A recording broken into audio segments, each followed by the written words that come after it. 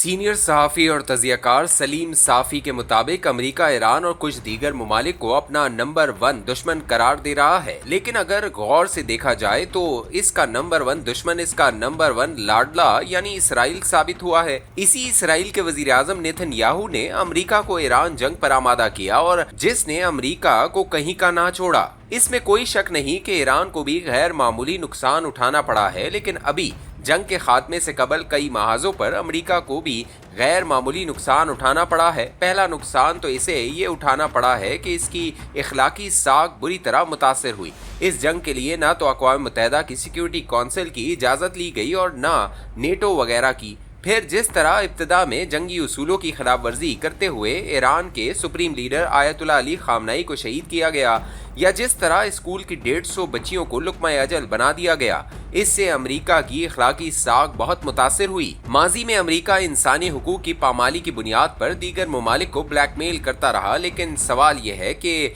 इस बर्बरियत के बाद वो किस मुंह से बैनुल अक़वामी कवानीन का तस्करा करेगा या किसी मुल्क को इंसानी हुकूक की पामाली का जिम्मेदार करार देगा।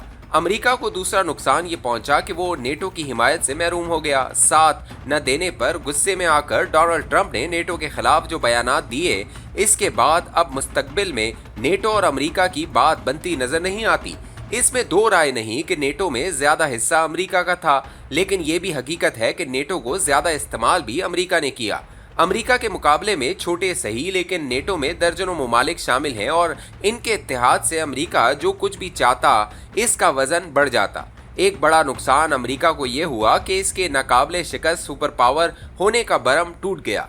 जब दुनिया ने देखा कि अमेरिका इसराइल के साथ मिलकर ईरान जैसे मुल्क को भी नहीं झुका सका, तो इसकी नजरों में इसकी फौजी सलाहियत से मुतल्लिक भी सवालात जन्म लेने लगे। गुज़िश्ता ईरान इसराइल जंग के दौरान जब अमेरिकी B-2 बॉम्बर तैयारों ने ईरान के एटमी तंसीबात पर हमला किया तो दावा किया गया कि सब कुछ तबाह कर दिया गया, लेकिन अब दोबारा इसी अफजूदा यूरेनियम के पीछे ईरान पर हमला आवर हुए। लेकिन 1.5 माह की जंग के बावजूद ईरान को इस तरह की डील के लिए भी आमादा न कर सके जिस तरह की डील ईरान ने ओबामा इंतजामिया के साथ की थी। ईरान जंग से अमेरिका को एक बड़ा नुकसान ये हुआ कि इसने अपनी सिक्योरिटी के लिए खलीजी ममालिक के एतमाद को मजरू किया।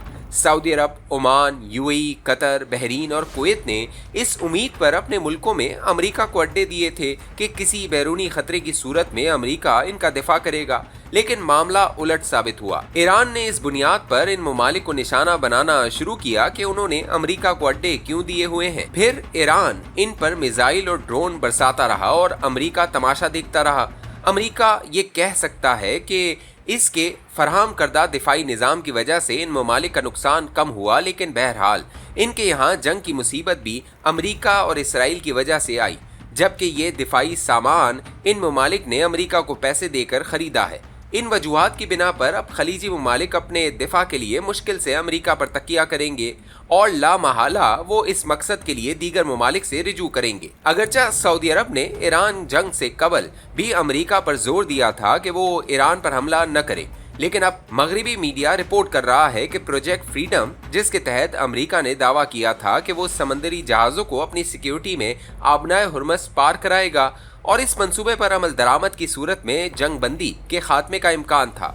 पर अगर डोनाल्ड ट्रंप अमल दरामद न करवा सका तो इसकी एक वजह पाकिस्तान की तरफ से इसके खात्मे का मुतालबा था, तो दूसरी तरफ मोहम्मद बिन सलमान ने अमेरिका को अपने अड्डों और फिजाई हुदूद को इस्तेमाल करने से इनकार किया था। ईरान जंग की वजह से एक नुकसान यूक्रेन को पहुंचा। यूरोप की सिक्योरिटी तरजीहात में यूक्रेन सर फहरिस्त है और ईरान जंग से कबल अमेरिका यूरोप के साथ मिलकर इसे रूस के मुकाबले में मदद फराम कर रहा था, लेकिन ईरान जंग की वजह से तवज्जो यूक्रेन जंग से हट गई। जबकि दूसरी तरफ अमेरिका और यूरोप के माबैन जितने फासले पैदा हो गए, इसके बाद ये मुमकिन नजर नहीं आता कि माजी की तरह वो हम आहंगी के साथ यूक्रेन की मदद कर सकेंगे। ईरान जंग का अमेरिका और इसके इत्तेहादियों को एक बड़ा नुकसान ये हुआ कि इनके हरीफ रूस को इसका बहुत फायदा हुआ। जिस तरह के पहले अर्ज किया गया कि एक तरफ यूक्रेन जंग से तवज्जो हट गई जो रूस के लिए फायदे की बात थी, तो दूसरी तरफ मजबूर होकर अमेरिका ने मार्केट में तेल की किल्लत से बचने के लिए रूस से तेल की दरामद की इजाजत दे दी। चुनाचा तेल महंगा भी हो गया था,